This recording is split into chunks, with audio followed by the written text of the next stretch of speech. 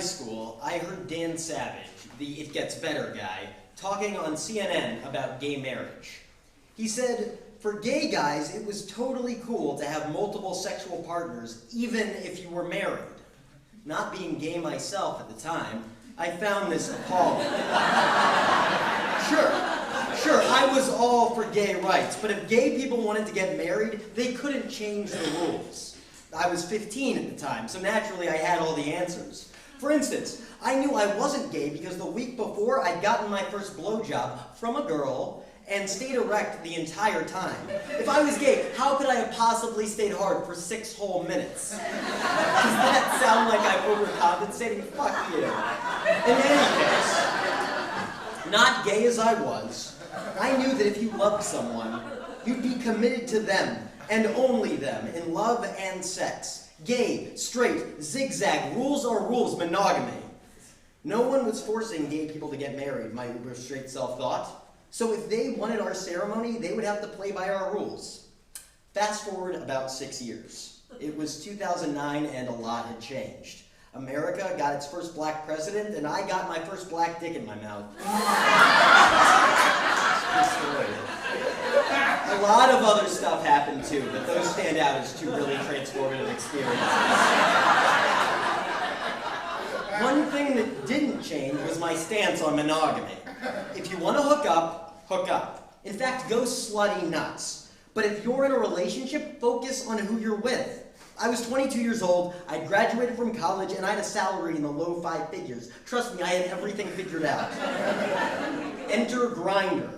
For like the 3 of you in the audience who are not familiar, Grindr is the gay GPS hookup app that tells horny 20-somethings like myself where the other gay guys are with boner-inducing accuracy. First, you exchange greetings a la, sup bro, or looking. Then you exchange a few almost naked selfies, followed by some naked selfies with your face cropped out, followed by a top, safe, and culminating in the exchange of locations for a quick or long fuck sessions as your busy schedule would allow. Now, let me be clear. When I found Grindr in the summer of 2009, not only did I double down on my deluge of dick dipping, I like alliteration, sorry, but I had more time to focus on my other pursuits as well. This came in handy because I had just finished my Teach for America Los Angeles training corps and was set to begin teaching sophomore English to the students of Southgate High School that coming September. I was a teacher. My days were busy getting an emergency teaching credential and learning from experienced teachers about how to support and motivate high-risk youth. My nights, on the other hand, were just busy getting busy. Still, bring on the school year. My first year teaching high school sophomores, the same age that I was when I first heard Dan Savage. I learned something. Rich or poor, it is an inalienable truth that 15-year-olds are fucking obnoxious. Still, my students' median test scores were slightly higher than the sophomores the year before, so I took solace in the fact that I wasn't completely fucking them up. I even convinced a few of the more mouthy ones to start a comedy sports improv team at the school, and I took pride in their final improv show. The year, however, also had a weird dark side. As soon as I would head out from school at the end of office hours, I would go straight from the parking lot in South LA to another parking lot in West Hollywood. I would get in my car in the pavilions off of Robertson and Santa Monica and turn on Grindr. For right or wrong, I felt like I needed to act super proper around my students.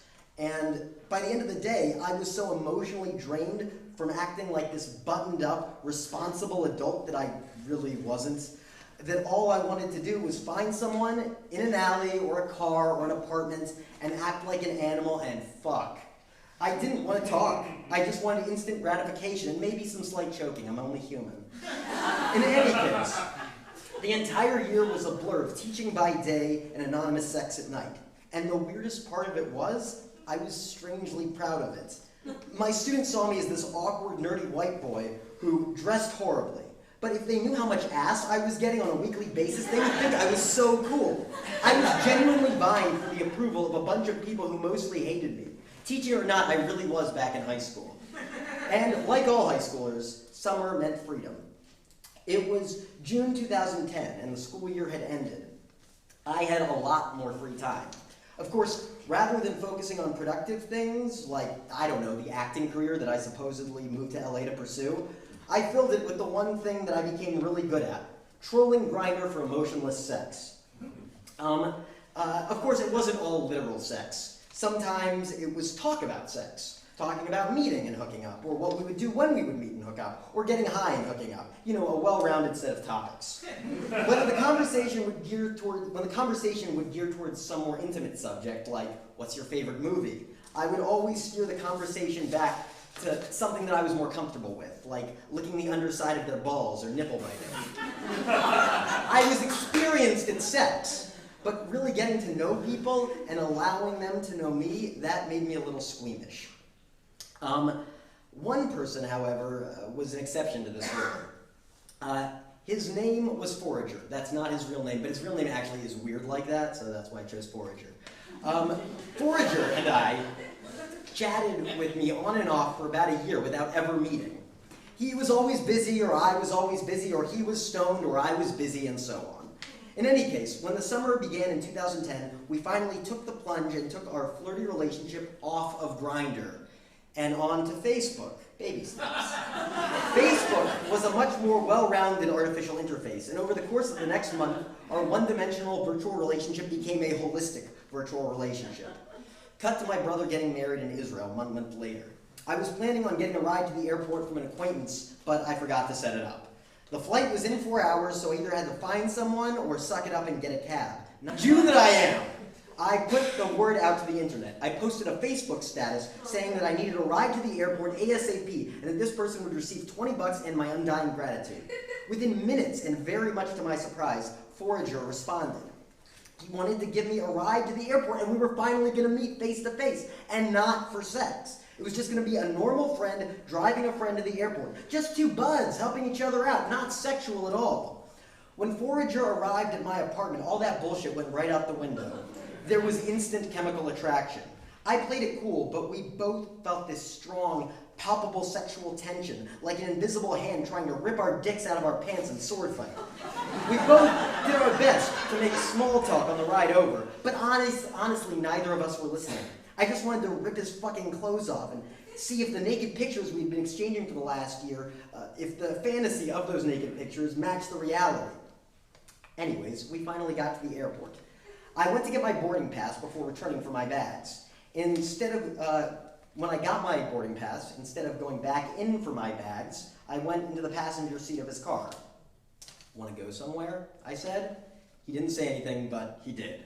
We hightailed it to a remote corner of the LAX parking structure, and in the back of Forager's SUV, we had one of the most intense fuck sessions I have ever experienced.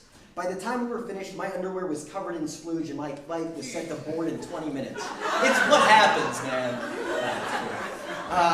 We sped back to the terminal, and by some miracle of timing, this is actually the most amazing part of the story, by some miracle of timing, I got through international security in 15 minutes, and actually made it on time to my flight to Israel. The 9-day Israel trip was amazing, and probably worth a whole nother sentence for the story. But the whole time, I couldn't get Forager out of my head. We emailed every day, and even arranged to have him pick me up on my return flight. The plan was, he'd pick me up, we'd head back to his place, and we'd finish what we started in that parking lot. Everything went as planned. The return flight went smoothly, and I got out of the airport a bit jet-lagged, but nonetheless ready for action. Forager was waiting for me at the airport, and he looked exactly as hot as I remember. I got in his car, and we drove to his apartment in West Hollywood. I was pumped from the trip, and was telling him about how great it was, and how cool the things I did were, and for a second it almost felt like a real normal relationship.